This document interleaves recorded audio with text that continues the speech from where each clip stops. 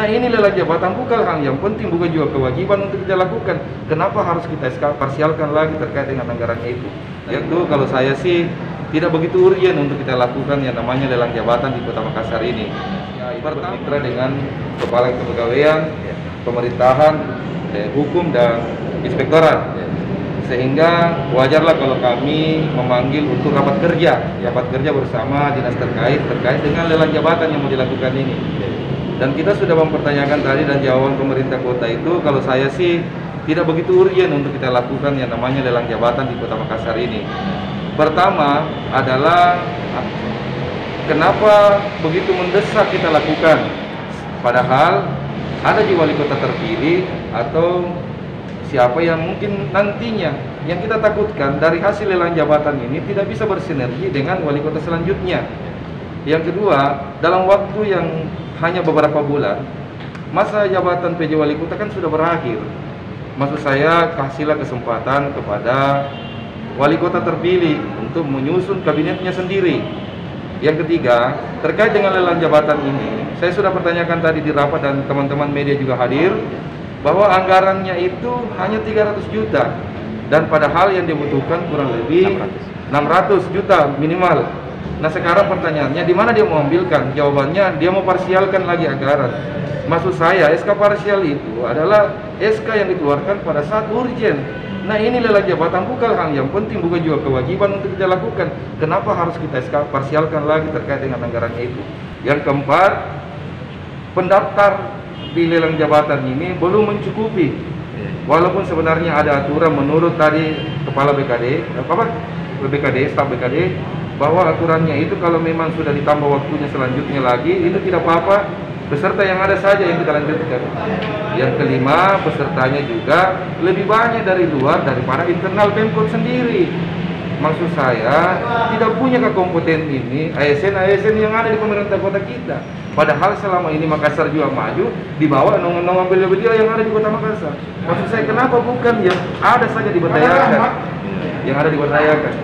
Yang kelima, peserta ini kenapa minim sekali? Itu artinya lelang jabatan ini kurang peminatnya, karena mungkin tahu aturan atau apa dan segalanya. Saya entah bagaimana kenapa, padahal ASN kita cukup banyak di Makassar yang punya potensi juga untuk kompeten juga untuk itu cukup banyak. Nah, itulah makanya kenapa kami di Komisi A menyampaikan kepada pemerintah kota tadi, tidak apa-apa dia laksanakan kalau dia mau laksanakan, tetapi kami Komisi A tetap mengeluarkan rekomendasi terkait dengan lelang jabatan itu tidak urgen untuk kita lakukan sekarang. Bukan kita menolak yang namanya lelang jabatan, tetap kita akan laksanakan lelang jabatan supaya bisa mendapatkan menghasilkan ASN yang punya kompetensi untuk melaksanakan tugas selanjutnya, tetapi bukan untuk hari ini. Kami berpikirnya bahwa mungkin bulan-bulan selanjutnya baru kita lakukan. Ini kan ASN, apakah ASN ini menjawab surat yang telah dikeluarkan oleh Prof pada bulan September sebelumnya 2020. Ini kan surat yang dikeluarkan di 2020, berharap bahwa itu bisa dilakukan sebelum 2021. Berharapnya, tapi kan memang terkendala, baik itu karena pertama pandemi, yang kedua kita dalam kondisi pilkada. Yang kita takutkan itu jangan sampai netralisir pemerintahan ASN itu terkontaminasi oleh pilkada, sehingga ASN mungkin berpikirnya nanti dikeluarkan. Tapi kan ini bukan wajib, bukan hal yang wajib dilakukan oleh pemerintah kita, bukan. Bisa saja ini tidak dilaksanakan, bisa juga dilaksanakan. Tinggal kita mau melihat seberapa besar, seberapa penting, seberapa urgen lelang jabatan untuk kita lakukan. Kalau ini dilakukan, hanya mengisi 16 jabatan yang kosong. Dulu saya pernah pada paripurna menyampaikan kepada pemerintah kota supaya mengisi lebih 100 jabatan yang kosong, tetapi itu diindahkan juga. Kenapa hanya 16 ini? Mau dipaksakan 100 dulu, tidak pernah dipaksa, padahal itu kepentingan rakyat loh. Itu 100 lebih itu kemarin, itu adalah ASN yang harus ditempatkan di kelurahan.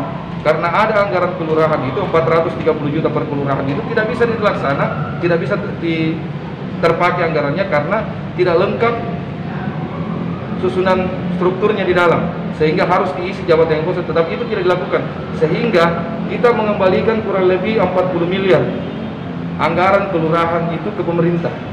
Jadi silpa anggaran itu. Kenapa itu tidak dilakukan? Kenapa hanya 16 jabatan yang kosong ini mau dipaksakan?